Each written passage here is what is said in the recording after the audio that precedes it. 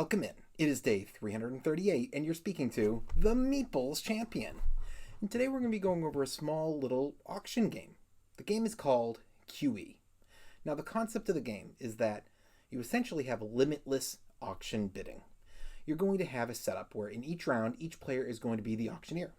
You're going to have an item that is going to have some kind of a representation of being a part of a certain type of a company. You're going to write a number on it and put a face up. Everybody sees your number. Now, in order to potentially win this item, you have to bid more than that, and you have an endless amount of bidding. You can give it as high as you want. Everybody's going to write their number on their bidding.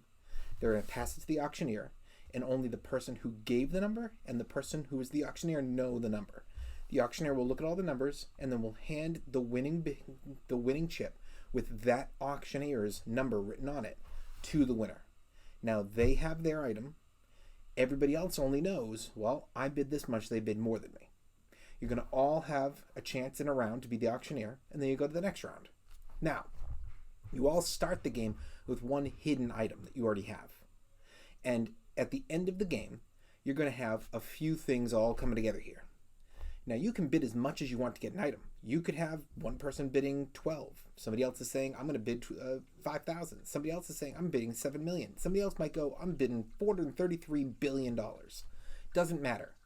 But at the end of the game, you're going to go through it all. You're going to take all of the different numbers that you've gotten for your actual collected items that you bid and won, and you're going to, based on what you have, figure out your point values.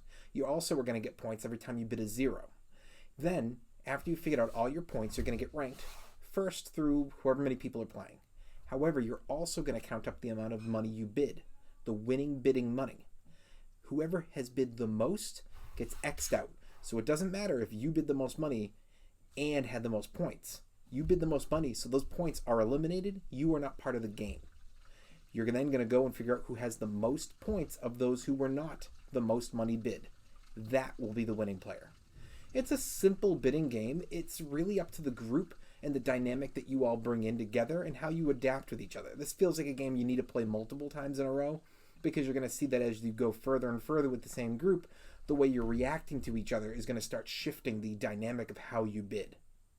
But that's the basics of the game. Why don't we jump in, let's talk our 7 categories and see where this game lands for us.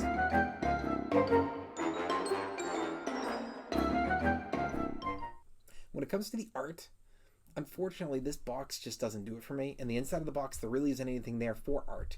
To me, this game is not about the visuals, which is thank goodness, because they're not helpful. Thumbs down.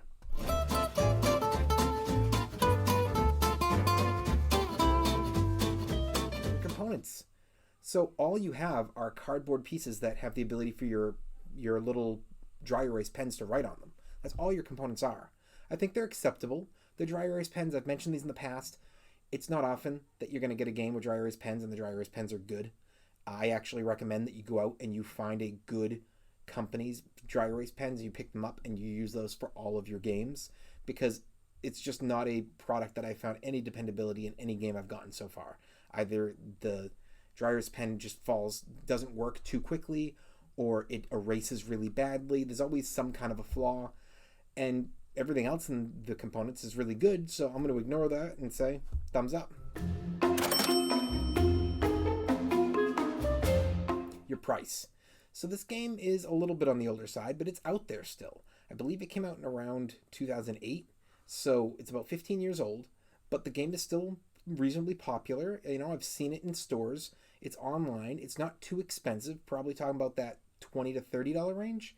And it's one that is just about having fun with friends and family. So to me, price-wise, it's acceptable for what it is. Thumbs up. Difficulty. This is one that I don't feel experts are ever going to want to play with. And I think that kids, because of the dynamic how the game works, maybe if you have a good setup, it'll be great. But I could see it being a little bit like confusing for kids. But I do think it's a great game for beginners and experienced, because it kind of melds that together of, well, don't worry, it's not difficult, you can play, and okay, I see how you're going crazy, I know how to react. You can actually kind of make a game plan in this game. Despite it being very wide open as to what you're doing, you can still game plan it. So for me, I think there's just enough there. Thumbs up.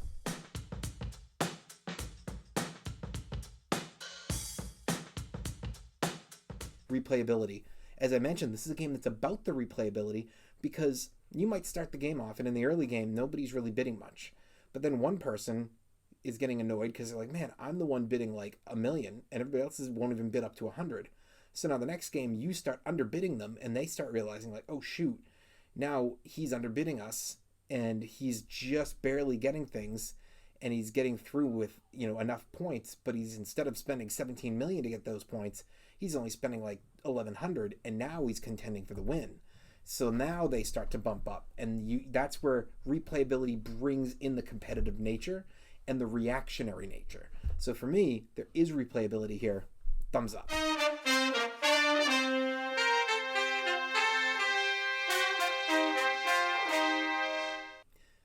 Keys to victory. The key is limited here. It's just bidding and winning. Yes, you want to win specific things. So you might go, okay, I'm after the greens because the more of those I get, it's going to be scoring better for me. Therefore, I'm going to bid zeros on these because it's going to get me the bonus points for scoring 0. Oh, I noticed that they're killing it on the oranges. I got to interrupt them and I got to go and try to at least throw their bid off. Okay, I get it. There's kind of keys here. But in a blind bidding game where only you and one other person knows your bid and somebody else knows everybody's bids, and then it goes to the next person and there's little bits of info like that, there's not a lot to go with for keys. And for me, there's just not enough for me to give it to them. Got to be a thumbs down.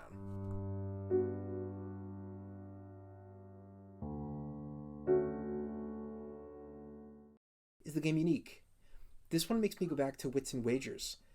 You're writing down your bid without anybody able to see, and then you're revealing and you're seeing who wins in Wits and Wagers. Now this one doesn't do that. You're not revealing it, so everybody else doesn't know what you bid. But the idea of you write it down, the winners are going to be getting some type of a value of something, and at the end of the game, you're going to be using that value to determine who wins. It's a generic way. Now that uses more facts, whereas this is just about the bidding. You don't have to know anything, but that game always was a good one because it didn't require you to know. It just required you to be ballparking, and then the closest one would be there. And you'd be bidding more on who do you think would know, not do you know.